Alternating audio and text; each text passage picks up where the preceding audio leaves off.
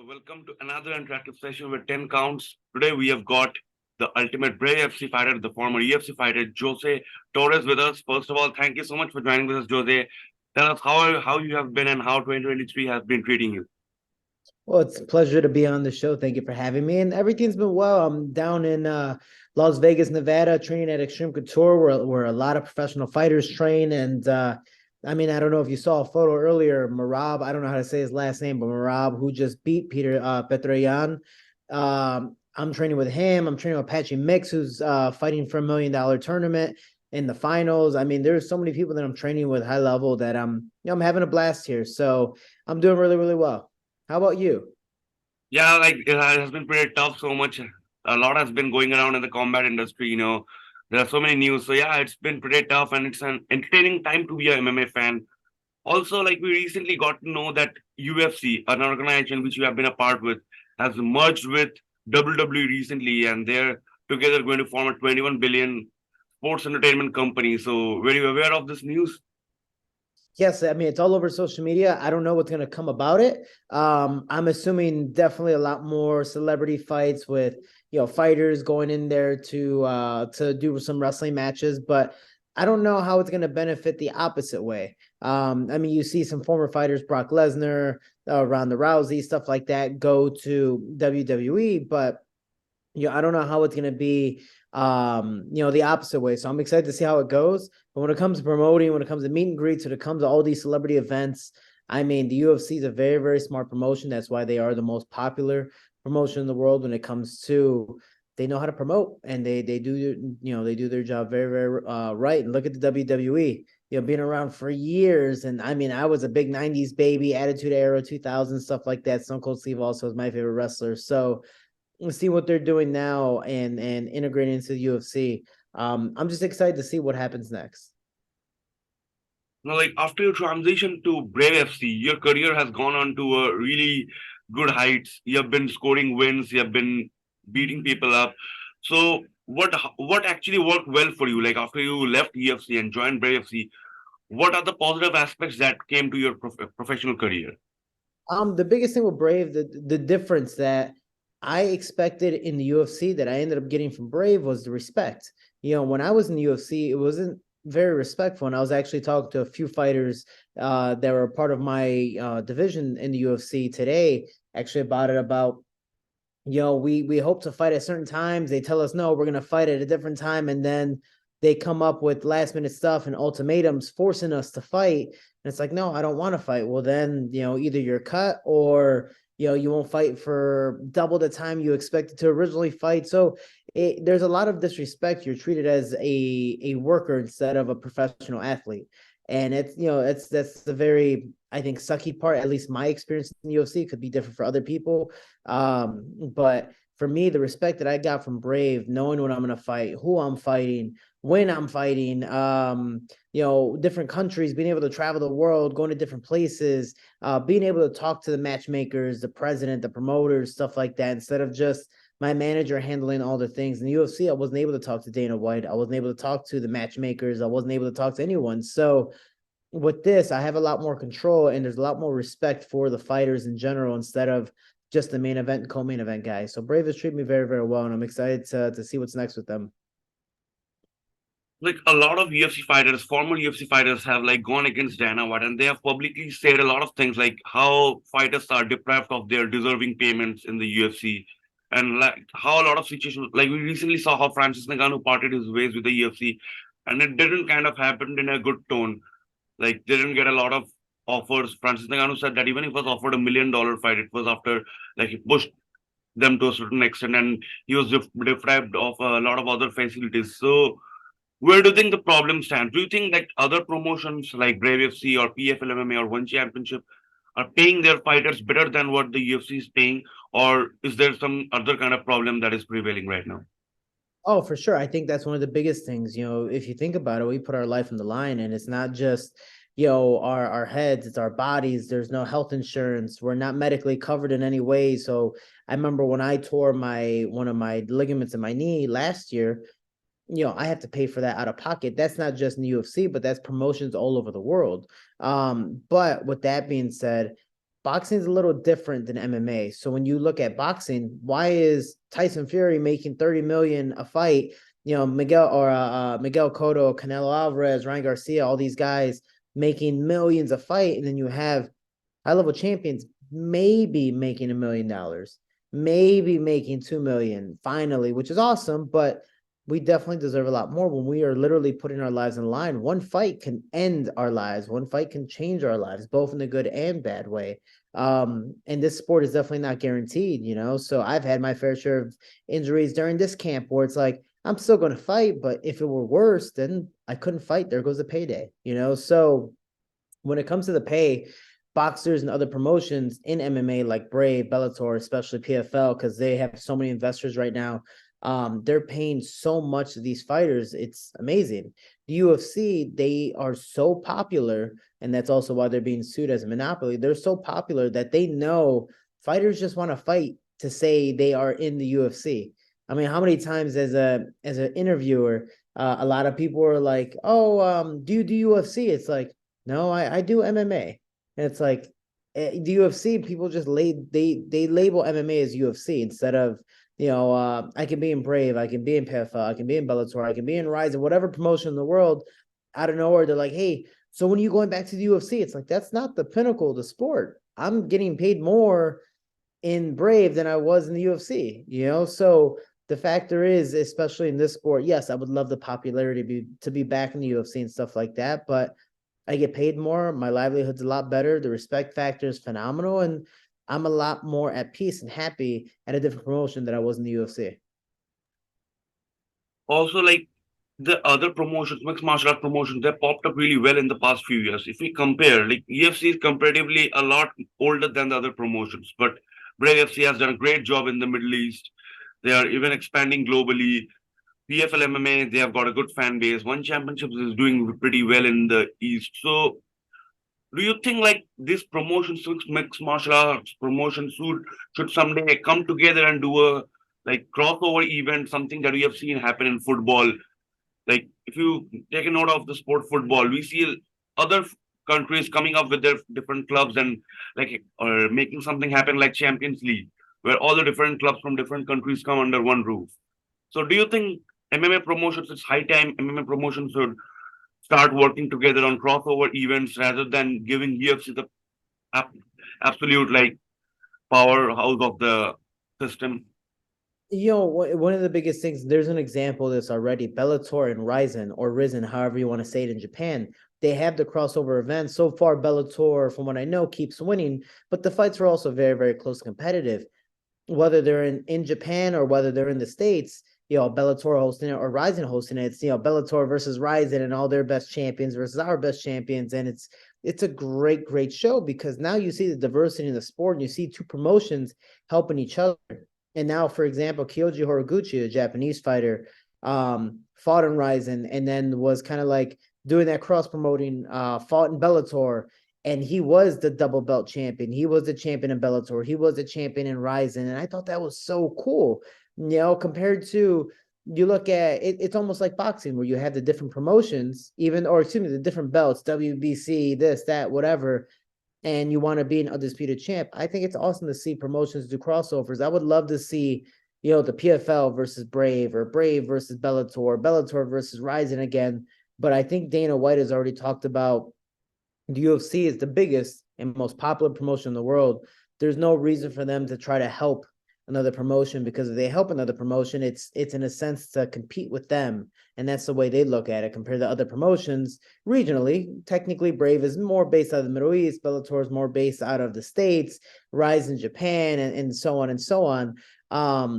They want to help each other. They want to grow worldwide. And if they can cross promote in different countries, even better. But the UFC right now is the biggest and most powerful, and most influential. And I think that's the biggest characteristic there. So they don't need to help anyone. And I think that's the sad part, but money's the root of all evil and it's very greedy. So, they're gonna partner up with WWE and let's see how that goes from there. Like coming back to your fight, you've got a big fight coming up in your way at Brave CF70. Koski Debele, he's a good fighter. So how have you been preparing for him and any special plans or any special preparations on how to tackle that fighter?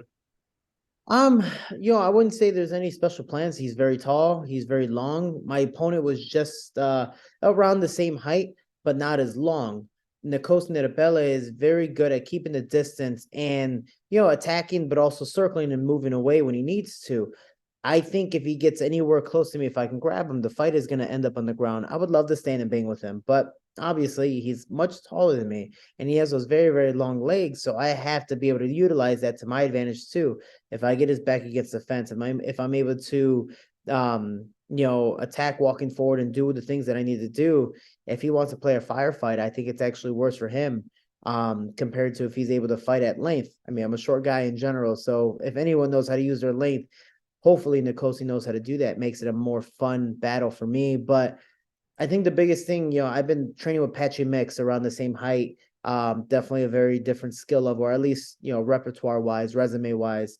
And there's a lot of other fighters at Extreme Couture that are coincidentally same height, same length, same striker style. So I'm just like, oh, this is awesome. This is easily the best thing I could have planned for.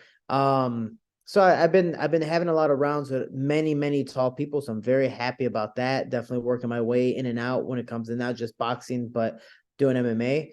But I think the biggest difference is the skill level in this fight. I'm not at all saying that Costa Netabele isn't good. I think he is a good fighter, but I don't think he's a great fighter, or at least he hasn't proven that yet. I'm that opportunity to go, hey, you're now moving up another level. Let's see if you can hang with the big boys. And he's 6-1. I'm 11-1-1, but I had many as an amateur, definitely a lot more than him. And my resume stands by itself. But this is his first time fighting someone at my skill level, so I'm excited to see how he performs. I think he's going to do great, but I still think I'm going to put him in his place. So it's already like you have warned him that you're going to put him in his place. And this is like, obviously, if you compare both of your resume, you are the one who has got a better fight, who has fought better fighters, who has got more wins. So does that anyway kind of like, it obviously gives you a lot of confidence, a lot of motivation to beat him, but does that anyway put a pressure on you? Like if you somehow like get behind him in the fight, like would it be a factor of pressure for you, or at any point can it like pressurize you to like break down in front of him? I know as a fighter you wouldn't see it that way, but also at the same time when you look at it from a naked eye, it seems like the person who is a better fighter always is on the pressure to win. So is the same happening with you at any point? I mean, there's definitely that side. It's a double-edged sword. If you're the favorite, there's a lot of pressure to win. You're supposed to win. When you're the underdog, technically you're supposed to lose. So if you lose, I guess everyone was right. But if you win, oh man, you made everyone, all the doubters, silent. You just came out of nowhere and surprised everyone. For me, one of the things that I like to do for myself, especially now a part of Brave, I do believe I'm one of the better fighters on their catalog of fighters. I I naturally am usually the favorite, which is awesome. I'm happy about that, but I really don't like being the favorite. I wish I was the underdog because it makes me work harder. So my mindset has to change when I fight guys like Nicosi and everyone else. I think of it as like, man, yes, I see the film. Yes, I see their talent level. But no matter what, it's going to be different when the fight happens. They might show up as a different person. They might show up mentally a lot stronger. They might show up with some hidden tricks and stuff that they want to do against me compared to what they did to their other opponents. So for me, mentally, I have to go, he's going to beat me in my head. He's going to beat me. So I need to do this. What if he does this? I need to be prepared for that. What if he does that? I have to be prepared for every obstacle. Hell, he's a stand-up fighter, but he might take me down. You never know. So I still have to work on my wrestling too. Do I doubt it? For sure. But the fact is, I want to make sure I'm the best of the best. And to this fight, because I'm the favorite, I don't want to just win this fight. I want to dominate this fight and show people that, especially with my long layovers and layoffs and my injuries, I want to dominate this fight and show that I'm still around. I am going to be champion for Brave Combat Federation. So, like as you have said, you're already confident, you're optimistic about your chances, and you have been training for a long time. You also mentioned that you have been doing a lot of boxing, a lot of wrestling. So, like just for my interest, like a lot of people have been making a move to the boxing world just for the $1 million paydays. You've seen Anderson Silva, Anthony Pettis, and so many other fighters do it from the UFC. Like the list is just never ending. So Do you ever saw yourself in that particular position? Like if you're offered a good payday, would you go and box a boxer or some kind, like we just saw Mike Tyson versus Roy Jones Jr. or Roy Jones Jr. versus Anthony Pettis, the kind of fights happening. So is it something that would entertain you to go and step inside the ring? Yeah, I would love to because growing up where I'm from, South Side Chicago, boxing was the most popular sport. And I grew up with my brother, my father, kind of, play fighting every single day and only boxing. It just so happened that I started with karate and then eventually wrestling. And then I learned how to strike, properly with my hands. So I didn't learn boxing until later on. And my father definitely wanted me to be a professional boxer. MMA became more popular. So I ended up going into MMA, especially after wrestling. And then I really started to practice boxing after I became a two-time world champ for the IMF World Championships. And I was like, wow, I'm good at this. I like this. It's fun. It's challenging. It's a whole new sport. It's not just MMA. Like MMA, you have multiple tools, your hands, your feet, your elbows, your knees. I could take you down. I could submit you. Boxing, you only have two tools, So it's like, who is the better martial artist? Who's the better boxer? More of a chess match. So I would love to box. I hope one day to box. Every time I kind of get offered a professional fight, I'm always under contract, so I can't do it. I have to be healthy for my MMA fights. But if I'm ever offered one of those celebrity matchups, I would 100% love to do it. One, because I love boxing. I actually think I'm a better boxer than I am MMA fighter, which is kind of crazy to say. And then two is it's just a lot of fun and it's a great payday. I mean, if people are going to support and tune in and watch, why not? And it was also funny. I I didn't meet him. I saw him at I went to the PFL event this weekend and I saw and ran into Teofimo Lopez. And I'm not at all saying I'm a better boxer than him. This is not me calling him out that way. But it was funny because I'm like, oh man, that's Teofimo Lopez. Like, the guy who beat Lomachenko, former world champ, this, that. And I'm standing next to him and I'm like sizing him up. I'm like, man, this guy's my weight class. He's small. So for me, I would love to just test my skills against some of these best guys because it shows my respect to them. If I want to fight you, that means you're a good fighter, and I want to just test my skills and have a lot of fun. So I hope one day I could do a celebrity matchup. That would be amazing. So like just the way you mentioned the story about Teofimo Lopez, exactly, you're really huge. So how did you pick up the nickname of Shorty? Like where did that come from? So a few reasons. One, obviously, because I'm short, that obviously helps. But my father's nickname was Shorty, and so naturally, growing up, when like nicknames, at least in my neighborhood, are earned. So my father's full nickname was Shorty G, and growing up, anytime I hung out with him, people would call me Lil Shorty G or like the little version of him. And so it was just a natural thing. Same thing with my brother. My brother had a nickname. I was like the little version of it. But one day I came home from school. I moved to a new school and when I was 10 years old, and I was the shortest kid in class. And the one kid that was there, I ended up being shorter than him. And they're like, oh my gosh, this kid's shorter than Johnny. Oh man, he's shorty. He's the shorty of the class. So naturally, when I went home, I was like, Dad, I earned the nickname Shorty today. So it just stuck with me. Plus, it's kind of like the name Muhammad. A lot of people are named Muhammad. So in my neighborhood, a lot of people are named Jose or Jose or Jose, however you want to say it. So instead of saying my name, I was like, guys, can you just please call me something else? So no, not everyone turns around. It's like, hey, are you calling me? So Shorty was one of those things, and I actually prefer it. When I was in school, I would write Shorty Torres instead of Jose Torres. Like obviously you're too much focused into fighting. You've been fighting all your life. But if not fighting, what do you do? How do you like to spend your time? Which are the sports that you love to follow other than combat sports or boxing or any of that? It's crazy. I only watch combat sports. I don't really watch basketball, football, American football, baseball, stuff like that. I am very if I'm not playing it, I kind of don't want to watch it. Even UFC fights or Brave fights or Bellator fights, like if unless I know someone, I really don't care to watch it. But for me, I just like to have a social life, get out, hang out with people. Fighting, like you said, takes a majority of my time. So like for example, right now I decided to do a 2-month training camp. I'm from Chicago, but I went down a few states to Las Vegas to do 1 month here at Extreme Couture. I decided to rent out an Airbnb and staying here, and I'm by myself.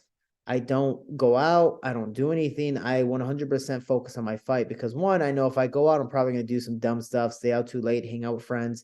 Two, probably eat some food because I'll convince myself to eat some bad food. I'm like, oh, I could do an extra run, I'll be fine. And then three is when I'm here, I don't have time, or I don't make time to focus on my family or other stuff outside of fighting. I just focus on 100% of the fight because again, my livelihood is on the line. So when I do have that time to go home and relax, I love to just get out, hang out with people, dress up, look nice, look good, feel good, meet new people, try new things, go on different adventures is what I like to call them, because you never know where the day or night is going to take you, and just trying to enjoy time. But I can tell you this, since I've been in Vegas, Extreme Couture is a very popular gym here in Las Vegas. Is a very popular fight city because of the UFC, Bellator, all these different events, PFL this weekend, boxing. So I've been running into a lot of people that I haven't seen in years, and I'm like, wow, fighting such a small world, and it's so nice catching up with old friends, seeing how they're doing, seeing how far people have gotten in their career, whatever's next for them. So it's been nice to rekindle relationships and start new ones. So it's been an adventure. So I think that's for me is a social life, and that's something I'm excited to get back to when this fight is over. So already you've got the fight on board. You're excited about the fight. You're already the favorite to win. So any final message you want to say to your fans, your well-wishers all around the world? The biggest thing for me, and I appreciate everyone supporting me because I wouldn't be able to do this without anyone's help. That's why I always do say my motto is we can, we will. Together we are Team Shorty. It's not by myself. Yes, I might be by myself inside the cage, but it takes a lot of work from everyone to get me in there. It's I can't do this by myself. So I appreciate the love and support. It really does mean a lot from yourself, from everyone around the world. And I'm excited to just keep traveling, keep fighting, entertaining and see what happens next. And, just kind of going with the flow. And if anyone needs any support from me, mental health wise, or just has any questions, message me on Instagram, Jose Shorty Torres. And, I'm just happy to give back where I can. And I just appreciate the love, man. Thank you. That is actually a great initiative. So viewers, if you really want to reach out to Shorty, you can go do his Instagram ID is in the down in the our links. You can check it out. And so thank you again for joining with us. We wish you all the best for your upcoming fight. Hope we can connect soon after you score the win. Well, pleasure, man. I can't wait. Thank you so much for your time as well. Thank you so much. Thank you so much for joining. All the viewers, stay safe, stay well. We will connect soon again. Can't wait.